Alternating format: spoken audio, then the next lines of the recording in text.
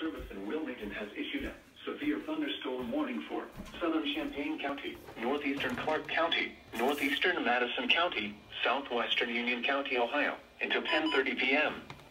At 9:56 p.m., severe thunderstorms were located along a line extending from near St. Paris to near Mechanicsburg, moving east at 25 miles an hour. Hazard, 60 miles an hour wind gusts. Source, law enforcement. Impact, expect damage to trees and power lines.